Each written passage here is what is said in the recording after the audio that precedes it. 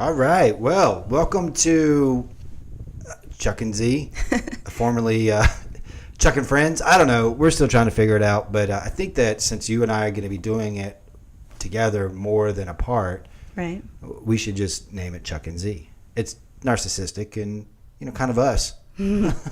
Yeah, sums us up. So, all right. So, welcome to the first episode of Chuck and Z. And this is actually kind of an interesting episode because it's a couple of weeks back. It's basically a Father's Day episode where we did some things around Father's Day that had kind of a bit of a Father's Day theme in a weird, morbid sort of way with the Death of Stalin and a few other things. So, that's a movie, by the way. Yes, I know, right?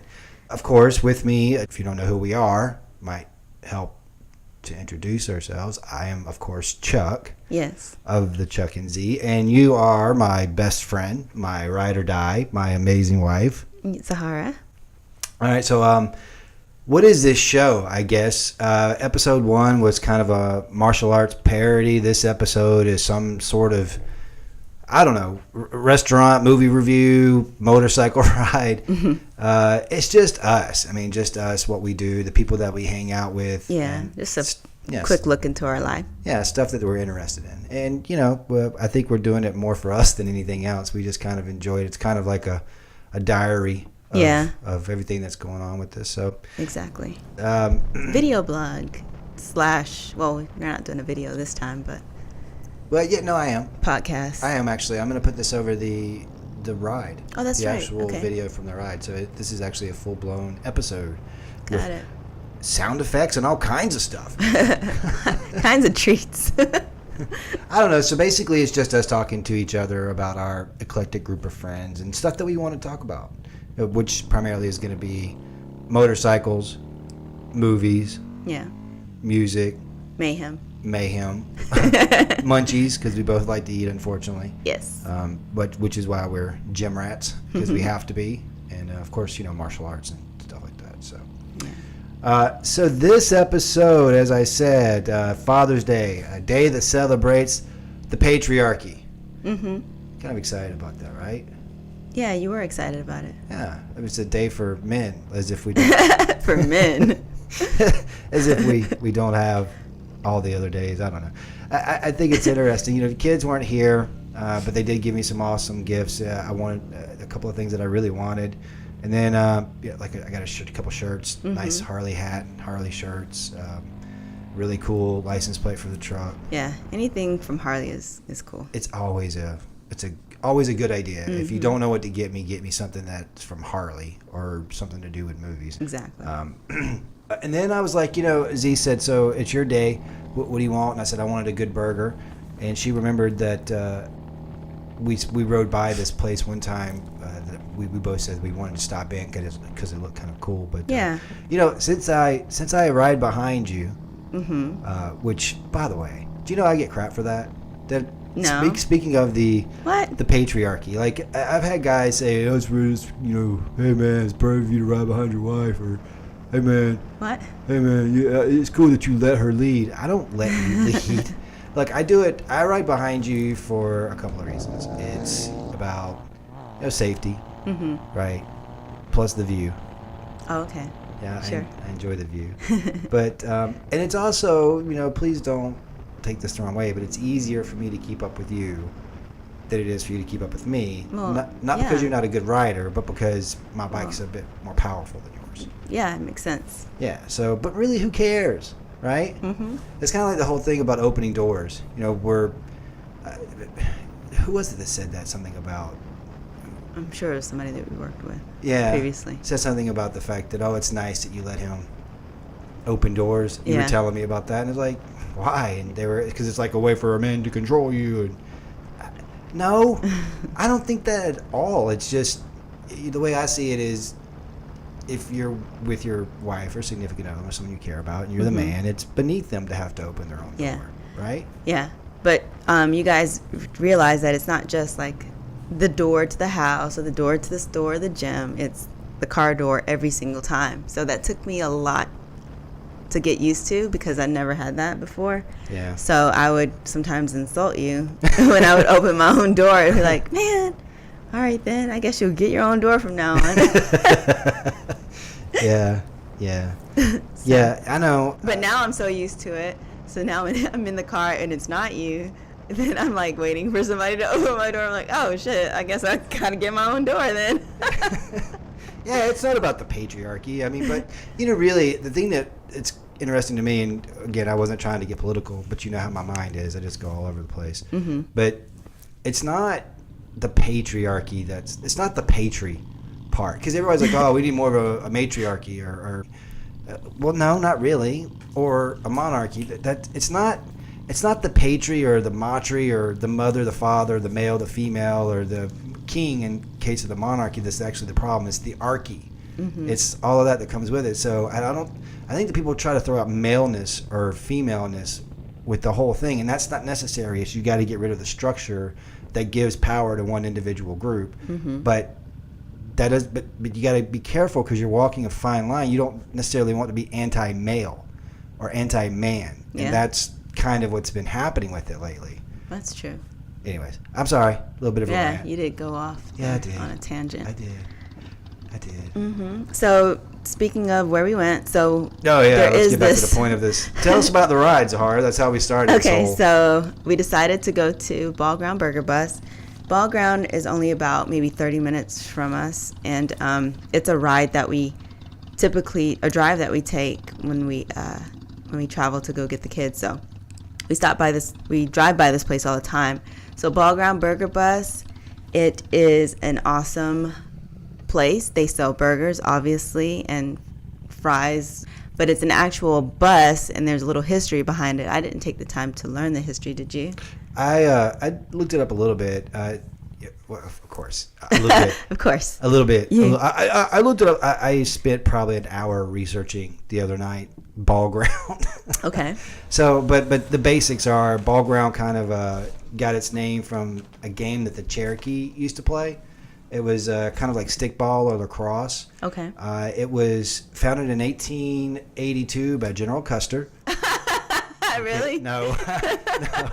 No, but I don't know who was founded by. It was founded in 1882. It's actually a very small town. It's not a really large population. It's a very small downtown, but it's very quaint. It is very cute. So we got there around 12:15, and it wasn't crowded. It was on a Sunday, obviously Father's Day, so people were probably still leaving church and that sort of thing. So we got there, and we just had a couple of people ahead of us, and you have to wait, because I guess the bus only sits probably around 20 to 24 people total, and it's very popular. So as we were waiting, we got there right at a good time. Right. We only waited for like 10 minutes, and as we got seated, it seemed like there was a line going out the door. So we got there real quick. It's actually not a bus. Is it not? No, it was an Atlanta trolley from 1948, and the owners actually found it in a junkyard and had it restored. Yeah, because it looks like a bus now. It does, but it was originally a trolley. So. Interesting. But I thought the atmosphere was really cool. I liked, even though it was smaller, you know me, I don't really meet strangers, so I ended up talking to basically everyone there. Exactly. But it was really a nice little environment. They actually do have picnic tables outside as well, and they have a little deck area, but the bus is where you want to be, right? Yeah. I mean, it's the burger bus. That's where you want to be, or exactly. the burger trolley, I guess it should be called. And it's not a place where you go and hang out for hours and hours because people are waiting to be seated. Right. So it's just a kind of quick, eat your burger, eat your fries. On Sundays they have not mimosas. They have Bloody Marys. Bloody Marys and screwdrivers. Yeah, which I actually took a couple pictures of and posted. Yeah. I think they reposted them too, or something. They did to their Facebook. Yeah. And they have a selection of local beer if you're into that. And then I ordered a Bloody Mary, and I had the Doc Squawk burger, and I had it that has fresh Angus beef, cheddar cheese, guacamole, lettuce, fresh jalapenos, and I had the chipotle mayo on the side. It was amazing. I know everybody's going to give me crap for this, but I'm sure it was great, but that's just ruining a burger. No. Just putting like guac in. It's not a burger. Yeah, it is. And it was delicious. It was so good. All right, so I'm more of a traditionalist when it comes to burgers. I got the 1386 burger, actually minus the 1386 sauce. See, I like a burger well done, lettuce, tomato, cheese, a toasted bun, sometimes onion. Mm-hmm. That's it. Get out of here with your stupid ketchup. Thousand Island dressing could kiss my ass. I'm just being honest. That's the 1386 sauce, wasn't it? I don't know. I don't know if that's what it was. I don't know that if that was what it was, but I'm just saying in general, if someone put Thousand Island dressing on a hamburger, mm-hmm. that's atrocity. Well, that's your In-N-Out. But I want to see what the meat tastes like. Okay. But the 1386 burger I had without the 1386 sauce was amazing. The meat had real good flavor, real good seasoning. The bun was really hot and fresh. The lettuce tomato was really crisp. Mm-hmm. Seemed like it was pretty fresh as well. And the fries were amazing. Oh yeah, they were. Matter of fact, they give you plenty. I mean, it's a big. So we shared a side of fries because we saw other people ordering like their own sides, and they weren't able to finish them. I just don't get it. It's like, hey man, you want to make a burger? Yeah, let's take some burger and then let's put some Thousand Island, some guac, and some chipotle honey. Mm-hmm. It's like, well, just make a burger. I don't need all that on it. Yeah, the extras are amazing. So don't, Yeah, well, I thought the food was great, and the staff was excellent. There was a girl named Kendall that was our waitress, and she was very attentive. My glass, me, I drink a lot. My glass never got close to being empty. Yeah. Where'd we go to next after that? We headed up towards, we were driving towards Chattanooga, but maybe about 40 miles from Ball Ground. So not too far. There's this road that we usually drive on when we head to Chattanooga that we wanted to see what the bikes felt like. Yeah. Kind of hilly. Yeah, very curvy. With a lot of turns. Yeah, I really enjoyed it. What was do you know the name of the road? State Route 136. Okay. And 372. Yeah, because it had some really good turns. Mm-hmm. If it's your first time, I definitely recommend putting like Waze or something on so you can see the turns that are coming up. But it was really good. You could get into them at some speed as well. So some of them were broad enough that we could go through at 70 to 80. Yeah. I got to drag my pegs a few times, so I enjoyed that. I'm getting a little more confident with that because the bike that I ride is, of course, a V-Rod. It's pretty heavy. Again, it's a long bike. It's mm-hmm. not your traditional. It's a drag bike. Right. And I'm trying to lean it and come around curves. Like today, when we went out earlier, mm-hmm. I came around that one curve and gave it some gas as I came out and that back in. Was it sliding? Oh, back and forth, man. I felt like a king. Like, yeah, I drifted. Right? Yeah, I was drifting. Man. Hey, man, that's what I was drifting. I was drifting on my Harley. Yeah, I know how to drift now. I know how to drift now. All of a sudden, hey, why don't you go do it again? Nah, man, you can't drift more than once in a day. What's wrong with you? That's the new drift rules. It's a drift, man. You don't even know about drift. You ain't about that life. It's the V-Rod muscle drift rules. You ain't about that life. Well, what was funny about that particular ride, we stopped at racetrack to fill up on gas, and all of a sudden, and this was in Jasper, so Ball Ground is just probably about 10 minutes from Jasper. So all of a sudden, we became the celebrities of Jasper, Georgia, at this racetrack. It wasn't a good feeling, though. It was kind of creepy. Yeah. It was like, No, they seem like nice guys, but the one dude was smoking. True. I mean, he's like, sit straight up, up at a gas tank, right, smoking. And I had my gas cap open. It's gas. It's like, it's not the same thing as a car where there's like the little sleeve and all that. It's just an open tank. Yeah. He's just, how much you pay for this? Yeah. I was like, I don't feel comfortable answering that question, sir. Who does that? Just walks up, hey, how much this cost you? I know. How much this puts you back? Yeah, so when I was almost done filling up my tank, this guy with his shirt off came up to me and was like, man, can I take a picture of your bike? I don't know, babe. I think that was an excuse. Really? Yeah, I think he was. I really like him that little. I think he was feeling you. Okay. I think he was like, you go over and talk to her. What year is it? Can I take a picture of your bike? Yeah, it's the bike you want a picture of. Yeah, I stepped aside, actually. I know. I saw. It's real slick of you. But I was like, you're not getting a picture of me. No free ones.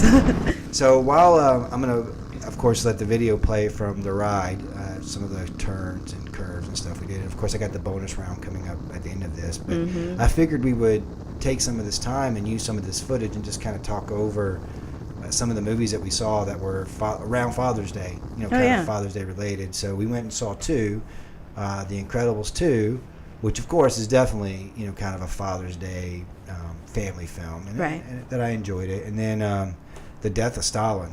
I wanted to talk about that one, which, again, I know it's kind of a morbidly tied into Father's Day, but his daughter's involved in the movie, of course, and it's like what happens with that particular story. So we're going to go into talking about both of them. Yes. Okay? Sound good?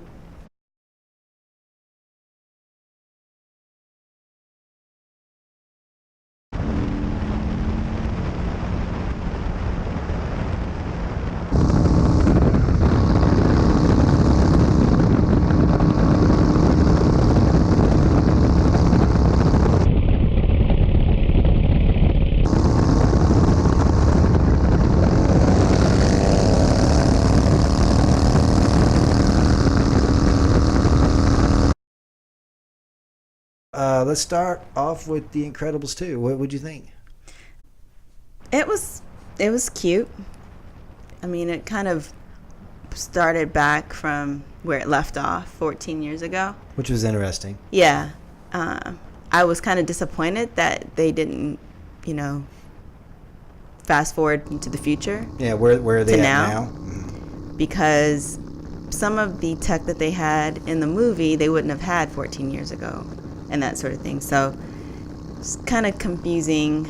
Yeah, it did seem a little odd that they did that, and then I agree with you 100%. Just like even like the jokes about math. Hey, why would they change math? Math is math. Math is math. Right. Why did they change? I don't know if I'm crazy, but when I don't remember that was happening when around first that time. Yeah, I think that's more of a recent thing, but I could be wrong about that.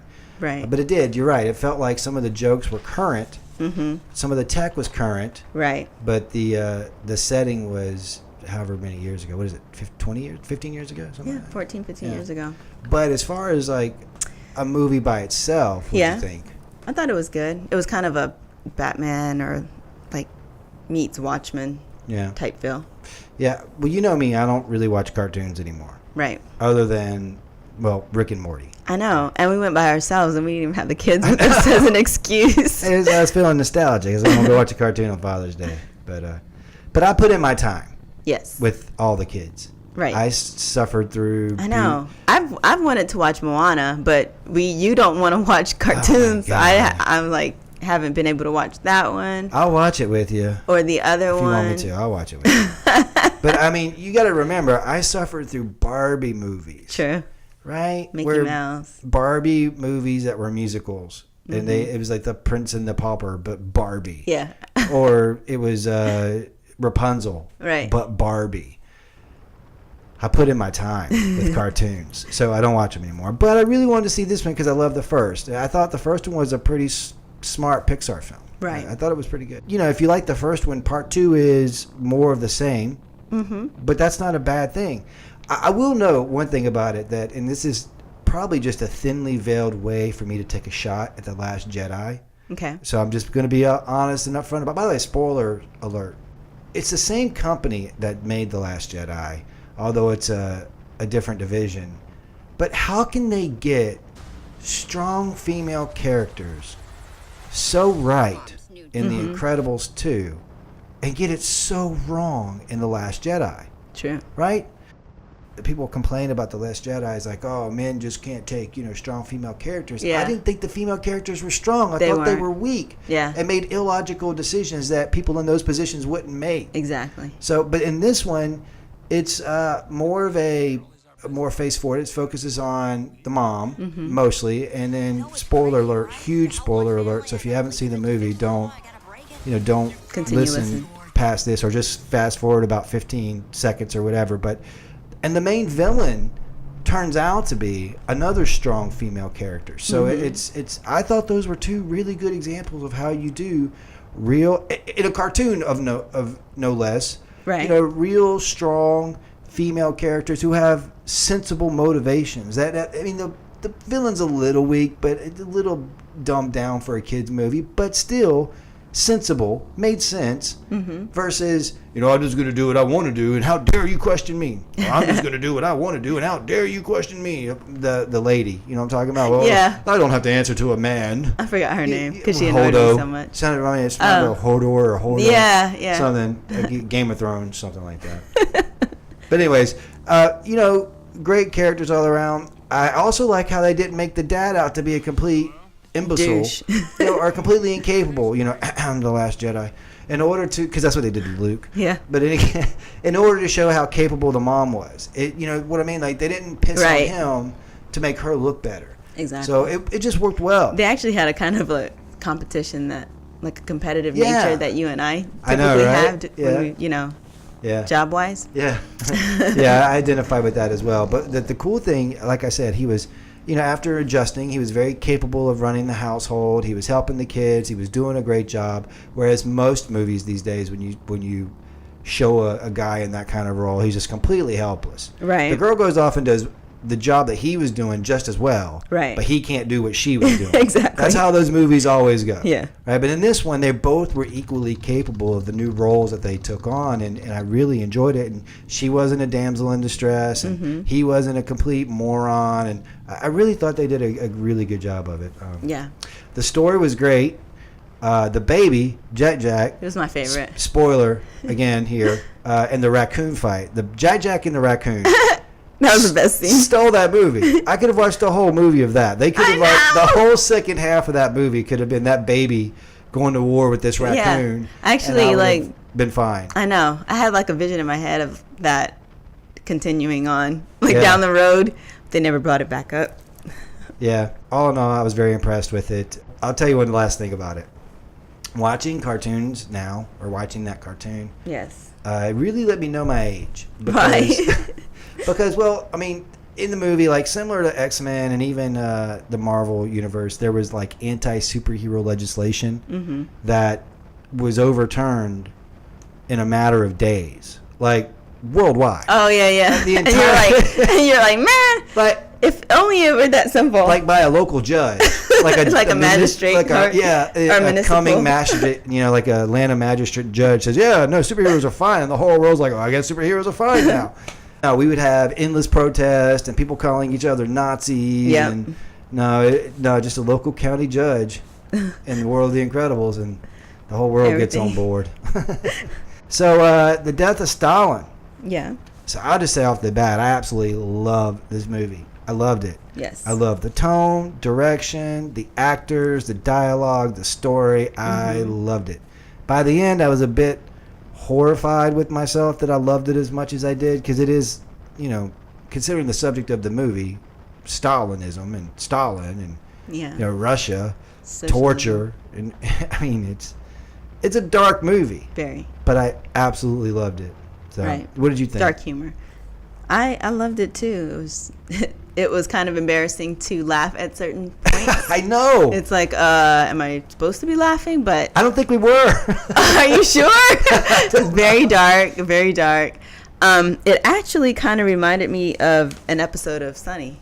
Oh, which one? Just in general, how the characters interacted with each other and how they played off of one another and how they felt like they were the only ones in the world that deserved things, and they were fighting towards who was the next person to be in charge. I can see that. So it kind of gave me that Sunny feel to it. It had a bit of a Coen brothers bend to it as well. That's true. The dialogue, the pitter patter back and forth, the rhythm of it. Right. It wasn't as good as a Coen brothers film. No one does what the Coens do. Right. But it had that really, really good back and forth banter that I really enjoyed. Exactly. And it had a great cast. Steve Buscemi. Oh yeah, it's fantastic. Played Nikita Khrushchev. And is it Khrushchev or Khrushchev? Khrushchev. I don't know. I'm not Russian. One of those. He's the guy that was, said that he got Kennedy elected. Right. It was. It was kind of dumbed down. Maybe not dumbed down. Well, I guess it would be dumbed down for people that really aren't into politics and don't really understand. Yeah. Exactly, and for more of an American feel to it. Yeah, it did. The movie The Death of Stalin, what's it about is Stalin's dying or dead, in the movie. Spoiler alert. It's in the. Is that a spoiler? I guess. I mean, the name of the movie is The Death of Stalin. I expect he's going to die, right? Yeah, you think? I don't know, but couldn't it have been like later on explained or something? Oh, so like the whole movie was leading up to that or something? Yeah. And maybe we don't. Okay. I guess it's. No. This is kind of like Lone Survivor. What? No, listen. What about it? When we were watching Lone Survivor, and you're like, the first guy dies, and you're like, oh, bum. All bummed out that guy died, and then the next guy dies, and you're like, man, that's terrible. And then the third guy dies, and you're like, wait a minute. Yeah. And when I guess there was the fourth guy was about to die, you looked at me and you're like, is everybody going to die? And I was like, the movie's called Lone Survivor. I imagine they're going to get down to one. So you're right, because people did go into that movie knowing that there was only one survivor. Yeah, so I think I went in with an open mind, not having any preconceived notions about what the movie was about. Okay. All right. No, for real. You're like, I don't even want to see a trailer. I'm not reading the title of the movie. That's how in the dark I want to go when I go in to see a movie. There's a new superhero movie. Don't tell me the name. I don't want to know the name of it. Exactly. Well, how do you know if it's not a shitty DC universe movie? Or just tell me that. Is it a Marvel or is it a DC? That's all I need to know. Exactly. So, all right, spoiler alert. Stalin is dying in the movie, and his cabinet, which is made up of some of the most... Well, of course, Stalin was one of the most brutal dictators in history. He had lists of, like, regular... And if you were on it... Oh, my God, regular citizens of where he was like, if you're on that list, you're dead. You're dead. If you're on that list. And so, of course... His cabinet, which is also made up of some of the most ruthless and vile people in history, right? Again, it's old communist Russia, and they're watching this. I had no idea, though. It's so bad. See, and you know me, I love that time period. Yeah. I love it. It's Hardcore History is a fantastic podcast and right. tells you all kinds of stuff about Dan that. Carlin. But they were brutal back then. I mean, absolutely brutal. So they're watching as he dies, and it's time. There's like this big suck left in his wake, this big vacuum of power, right? And they're all fighting and trying to one up each other in order, and the backstabbing and the shifting alliances.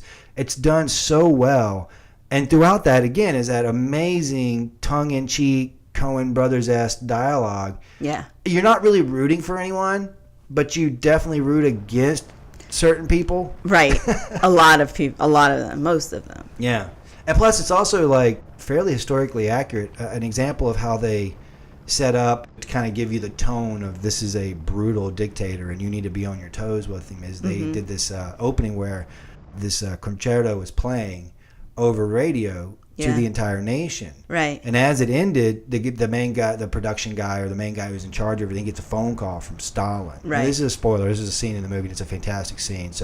But it's just kind of giving you the tone. And he's like, I want a recording of tonight's concerto, and the guy said, please tell me somebody recorded tonight's concerto, and they didn't. Yeah. And so they knew if they didn't get that recording, dead. If they didn't do that, they're dead.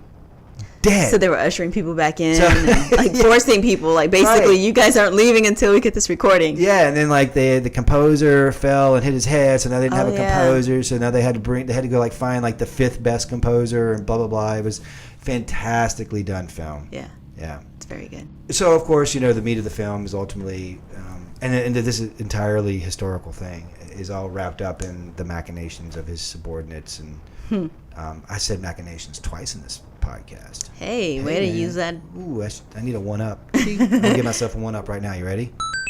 There you go. All right, so but I don't want to spoil any more of the movie. In my opinion, this is a must-see movie. 98% on Rotten Tomatoes. Oh, is it really? I didn't even check.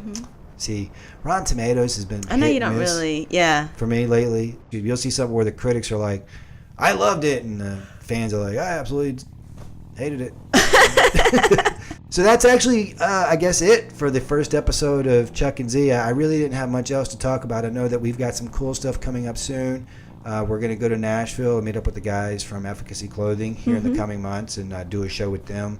Cool. And then we've also we got some folks coming over from Harley. They're going to talk about some of the modifications Yes. that we've done to our bike. So that's going to be a true motorcycle focused episode. But yeah, if you guys enjoy this or you want to see more, let us know in the comments or shoot us a message. If you want to be on the show, you got something cool that you've done, maybe you have a cool little hobby we can talk about, let us know. We're going to be looking for guests who want to go, but keep in mind there's got to be a ride involved. So yes, we got to go on a ride. So you either have to be a rider or willing to hop on the back of a motorcycle. Just saying. Yeah. So that's all I got. May the force be with you. See ya.